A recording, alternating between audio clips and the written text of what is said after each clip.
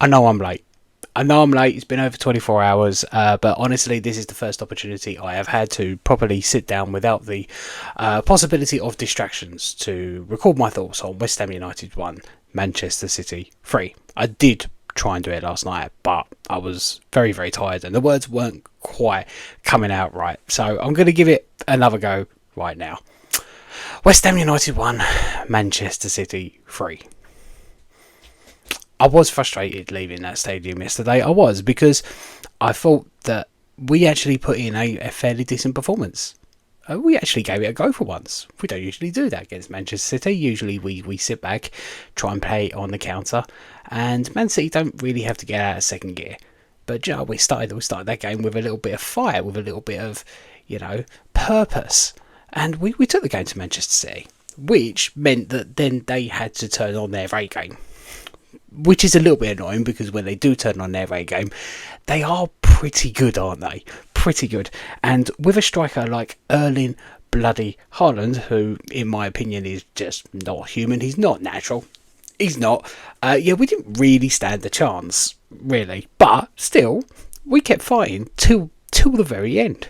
I mean, we made mistakes. We made mistakes in the midfield which led to their first goal. A bad pass by Emerson, a bad touch by Paquetá, not 100% sure, maybe a bit of both, but we were trying to play it out from the back and it didn't quite work out.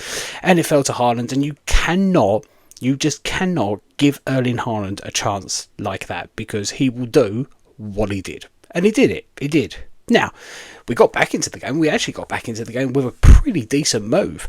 There was some nice passing through their midfield, which landed to Bowen, who went down their right-hand side, did whip a ball across, and we got a little bit lucky that it went off Diaz and ended up in the back of the net. But it was good play that led to that goal, and I felt like at that point that we deserved that equaliser. Now, of course, Manchester City did pile on the pressure. They hit the post, and Areola was forced into a decent save as well. So they had the opportunities, and eventually they did score their second, which maybe we did allow them a little bit too much space in the area to play the ball around like that. But I mean, there was nothing that anyone really could have done about that finish from Haaland. It was an absolute smacker into the top of the net, wasn't it? It was a beauty.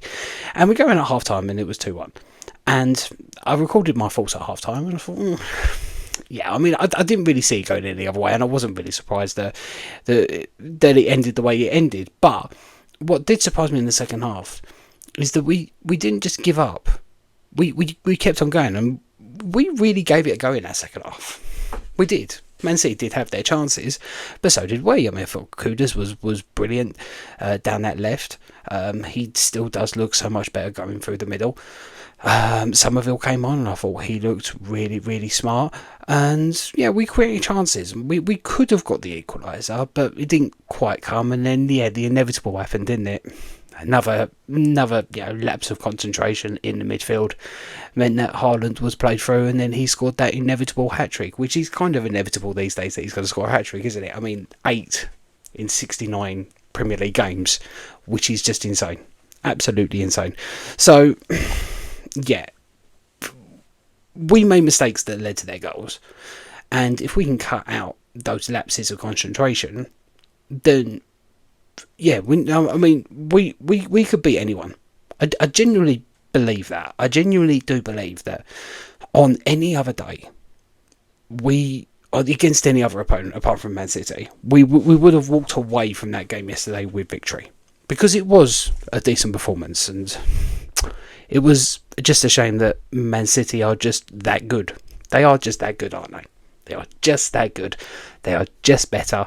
And when you are faced with an opposition like that, you have to be at the very top of your game from the first minute to the very last, and you cannot afford to make a single mistake. And we're not quite there yet. We're not quite there. But I'm still proud of the performance that the guys put in, and the way that they fought throughout the game to the very end. And we were still trying to just get something from the game until the final minutes. And it was pleasing to see, because usually, as I say, we'll come away from that game and it's kind of like, well, it's Man City, what the hell. But yesterday I come away from that game and I was like, I'm disappointed that we didn't get something, because I thought that we did, we did put in a really good performance. So yeah, a lot of positives to take from the game despite the loss. There are also some negatives. Paquetá through the middle worried me yesterday. He, especially in the first half, there was lapses of concentration from himself where he was just too relaxed on the ball, and he was dispossessed so many times so easily, and that is something that he just needs to cut out of his game, because sometimes he does that, and he does that a little bit too often. Now in the second half I thought he did improve slightly, and he did come more into the game, and he was a little bit more aware, but he still has those mistakes in him. Defensive wise, if we look at the defenders, Emerson I thought did fine. Keeping hold of Dogo, he did really well. Wasn't too impressed with him going forward though, so yeah, it wasn't his best game overall. Aaron Wan-Bissaka I thought put in another brilliant performance, and I thought he looked even better when he moved over to that left wing when we went to a back three. And yeah, I mean, what a signing for 15 million! I think he's absolutely brilliant.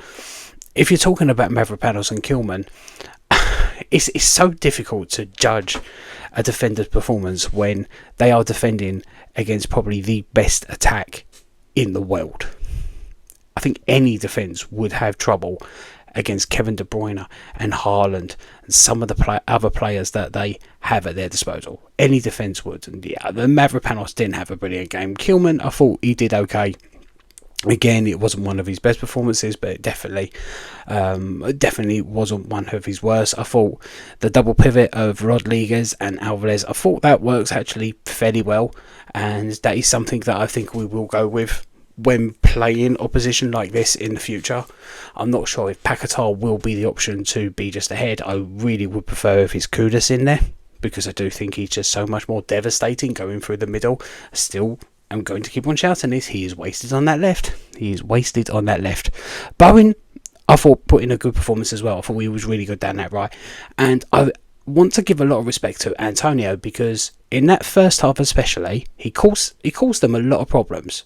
Right, with his ability to turn and his pace and his strength, he did cause them a lot of problems. Obviously, he is not, at the height of his ability anymore, but he gave it his all and he doesn't stop running. Kind of fell away in the second half, which always happens to Antonio because of his age and his fitness levels. But first half, I thought he did okay. I do think he did okay. Now, I've seen a lot of people criticise Fuller. I still think it's way too early to really judge him. He's had one start against Bournemouth, which is always going to be a bit of a nerve-wracking experience. And the games that he's come on, I thought he did well against Palace. I was impressed with him against Palace, and yeah, against Man City, it's Man City at the end of the day, isn't it? So you can't really judge him. But hopefully, over the international break, he just works hard, and when we come back and we play Fulham, things start to click even more, because I do think that things started to click yesterday. There was a lot of things that I saw, a lot of movement, a lot of the passing that I thought worked really, really well. So yeah, there is a lot of positives to take from yesterday's game. There definitely is. But yeah, it is a shame that we got a loss and another 3-1 loss. But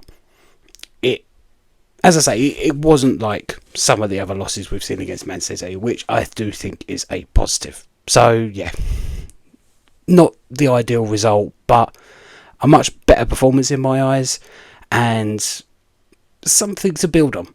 Definitely something to build on. Anyway, that's it from me today on the West Ham Network Extra. If you've liked this video, please do not forget to hit that like and subscribe button. I shall be back on the West Ham Network live on Tuesday for Alex's TikTok takeover. And I should be live on Thursday night as well, where we'll do a little chat on here as well. I think that'd be a good idea. And I'm going to try and get some guests on, in the future, and I think that would be good. Some other West Ham creators to have a little bit of a chat. Anyway, good morning, good evening, good night, whenever you are watching. Come on, you Irons.